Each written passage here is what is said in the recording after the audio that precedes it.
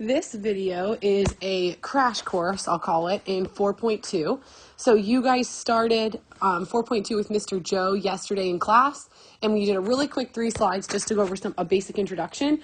And I just wanted to provide a really brief review of those things and just add a little bit more to it. So the first thing that you need to know, the key idea, is that 2 triangles are congruent if all 3 sides and all 3 angles are equal. So if you look at these 2 triangles, you can see that every angle has a matching angle in the other triangle. Every side has a matching side in the other triangle. So if all 3 sides are the same and all 3 angles are the same, then these 2 triangles are congruent. As a reminder, Mr. Joe talked about writing something called a congruence statement. So let's say I call this first triangle ABC. I have to make sure I name the second triangle so that all of its matching pieces are lined up with the ones in the first triangle. So if I started with A, I need to start with D. If I went to B, I need to go to E next, and finally I'll end with F. The next key idea, if you are told that 2 triangles are congruent, that means that their corresponding or their matching parts are also congruent. So in this picture, let's say I tell you that triangle ABC is congruent to triangle FDE, then I can go through and highlight everything that is matching or everything that is equal. Get some lighter colors here. So I can see that angle A would correspond with angle F. I can see angle B would correspond with angle D. And I can see that C would correspond with angle E. And if you can't tell in the picture, you can also just use this congruent statement again and look for those parts that are lined up. Then when it comes to segments, again, I can use the congruent statement, or I like to just look between the colors. So between the yellow and the orange is AB and FD, so those match up. Between the yellow and the blue is AC and FE. Between the blue and the orange is BC and DE. Okay, so that's how you can identify what all those matching pieces have to be. So then using this information, the fact that everything has an equal part in the other triangle, we can use it to find missing angles and sides within congruent triangles. So in the first set of triangles here on the left, if I tell you these triangles are congruent and I need to solve for my variables, all I have to do is find those matching pieces. So 7x minus 4, I can see matches with 31. So I can just say 7x minus 4 must be equal to 31. 4y plus 8 matches up with 24. So I can say 4y plus 8 equals 24. And some of you may be wondering how I knew, because those triangles are flipped. Pay attention to these tick marks. If there's 3 and 3, they match. If there's 2 and 2, they match. Same thing happens with angles. So if I look at these 2 triangles, in the left triangle, MNL, I have 55 and 65. So I can take those and move them over to this other triangle, just so everything's in the same spot. I just need any equation that's true. So one thing I can say is, I know that all of these angles must equal 180. So I could add those up. The other thing I could do is I could find, what is this angle M going to be? So if I add 55 and 65, that's 120. Subtract from 180, I get 60, I think. I don't have a calculator on me right now. So then that tells me that that 60, angle M, matches up with T, because they're the only angle without the little red arc mark, so I know that those are corresponding and equal to each other. I can say that 2x plus 30 equals 60. And either way, you're going to get the same answer. It's, again, just kind of whatever happens first for you in your brain. Okay, so those are the top 3 key ideas that are going to carry you through the rest of the chapter in dealing with congruent triangles. Now we're going to get into something a little bit different. So now that we know how to use congruent triangles, let's focus more on how to prove that 2 triangles are congruent. To prove that 2 triangles are congruent, we must guarantee that all 3 sides and all 3 angles are equal. So if we can list 3 pairs of sides and 3 pairs of angles that are equal, that's enough to say that those triangles are congruent. Now, we're not going to write actual proofs, but we are going to write, this is congruent to this because blank. So we're going to come up with statements of things that are congruent and then reasons why it's congruent. Now, before we do that, we have 2 theorems that are going to be really helpful for us. We haven't had to learn a lot of theorems yet because we haven't been doing proofs, but these are 2 that we're going to use just a little bit today. So the first one is called the third angles theorem, and that says if 2 angles of one triangle, like B and A, are congruent to 2 angles of another triangle, like E and D, then the third angles are also congruent. And you might be like, well, yeah, of course they are, duh. If 2 of them are equal, the last ones have to be equal also, but this is just that theorem that has been proven that we can use to state then that angle C must be congruent to angle F. This other property is also kind of another like duh one that you're going to read it and be like, well, yeah, of course that's true. But you'll see why it's going to be useful in the problems and the practice that I show you right after this. And that is the reflexive property. So what the reflexive property says is that if you're given an angle, like angle A is congruent to angle A, or congruent to itself. So if you have a piece, an angle or a side, it's congruent to itself. Same thing with a segment. I just wanted to write it a different way. If I'm given segment AB, I can say that AB equals AB. So it works for congruence or it works for equals. It just kind of depends what world we're working in and whether we're dealing with congruence or we're dealing with equality. All right, so let's see how to use these. So in each one of these problems, we're just going to do 3 and then we're done. Our goal is to prove that these triangles are congruent. And again, in order to do that, I need to show that 3 sides are the same and 3 angles are the same. Once I've completed all 6 lines, hopefully I've shown everything is equal, then I can say that those triangles are congruent. And now this one is actually really easy to start with because we're given a ton of information. Most of the things we need to say are actually written or drawn in this diagram already. So let's start with angles, okay? So I see that this angle up here and this angle up here, these angle H's, have that same marking. So I'm going to say that angle FHG is congruent to angle JHG. How did I know that? Because it was just given. So you can write given, or you can also write diagram, whichever one. You can just choose one. I'm good with either.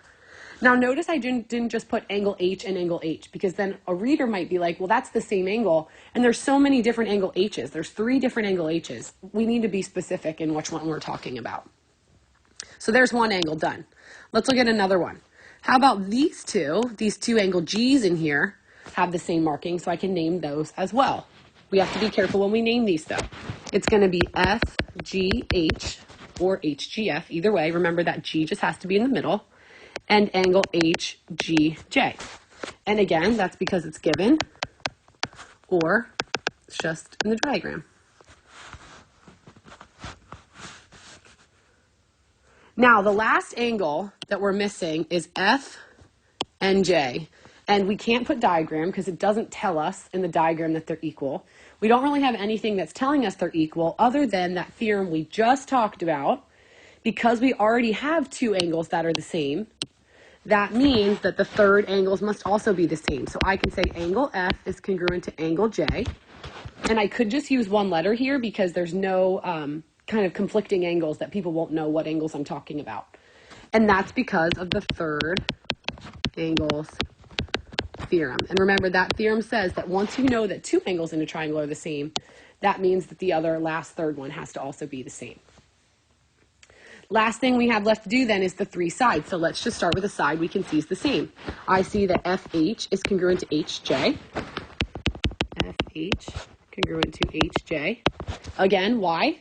It's just given. I'm just going to start writing given, but you're welcome to write diagram if you'd rather. I see that FG is congruent to GJ. And again, that's just given or diagram. And this last one is the one that usually throws people off. So I'm going to erase these markings just so you can see. The last side we're missing, which is a little bit weird, is HG, that one they share in the middle. And this is where it's like, well, yeah, of course it's the same because it's the exact same side that they're sharing. This is where I write that HG is congruent to HG. Again, because it's the third side of the triangle, I have to mention it. Because what property did we talk about that says this is true? That would be reflexive. So whenever 2 triangles share a piece, and you really just have to say, well, this angle is equal to itself, or this side's equal to itself, that's just reflexive. So because we've shown that all 3 angles and all 3 sides are the same, let's practice writing a congruent statement. I can say triangle, let's just do FHG, is congruent to triangle JHG.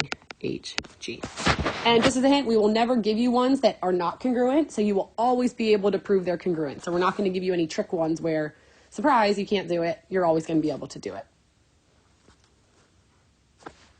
Now, this next one's going to be a little bit harder because as you can see in our diagram, we don't have as many things given to us. So we are going to have to use some things we learned in previous chapters. Again, we need to prove that all three angles are the same and all three sides are the same. I'm going to have us start with the sides, okay? So the only side we're given, you have to really look closely at this diagram too, is that A, B, and C, D are the same. So they have that one single tick mark. So I'm going to start with those two, and that's given or diagram because that was marked for me. Be really careful. This little arrow here does not mean that those sides are congruent. Obviously, we have the tick marks that say they are, but if just those arrows were there, it wouldn't mean that, and we'll get to those in a second. Now, this is the first time we've been given any given information. So rather than being marked in the diagram, it's words that we have to read. So the first part says E is the midpoint of AC. Here's AC, and it says E is the midpoint. So you need to ask yourself, well, what does that mean? What can I say if E is the midpoint of AC? And remember, our goal is to show that one piece of a triangle is congruent to a piece of another triangle. So hopefully some of you guys are thinking, well, that must mean, let me just erase these markings here. If E is the midpoint or the middle of that segment, that must mean that AE is congruent to EC. And we don't have to write anything fancy. It's just because it told us that there was a midpoint, and that's how we knew. So that's just kind of like a shorthand note of why did I know that that was true and why can I say that? And then the last thing it says is also BD. So E is also the midpoint of segment BD. So hopefully we can see there then that BE is also going to be equal or congruent to ED for that same reason because of midpoint.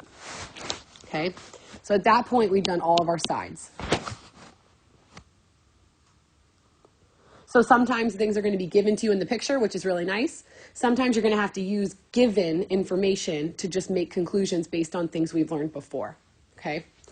All right, I'm going to erase my markings on here just to make our angles a little bit more clear. So we're done with our given. We've used it. We don't need to go back to it. Now, this is where we have to think, okay, what do we know? Hopefully you can see one pair of angles we can see are the same are this one right here and this one right here. So AEB and DEC. Notice I didn't just put angle E and angle E because then no one knows what angle E I'm talking about. I have to talk about the two that are parts of the triangles.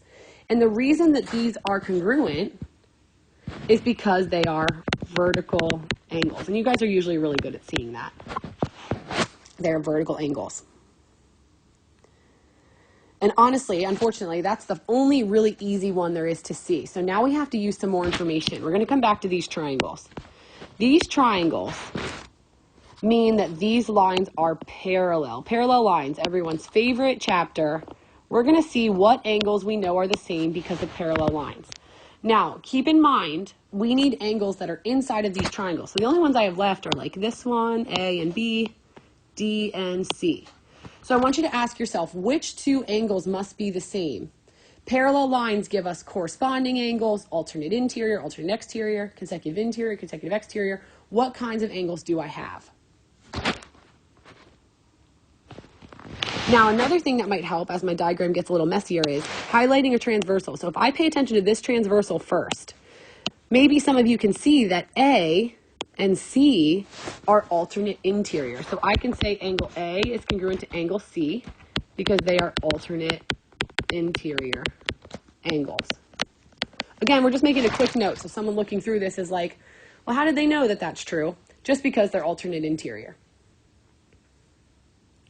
And if I erase all these markings that have now made it really hard to see, basically what we just said is that A and C are alternate interior. It's all because those lines are parallel, and then we can use those different angle types.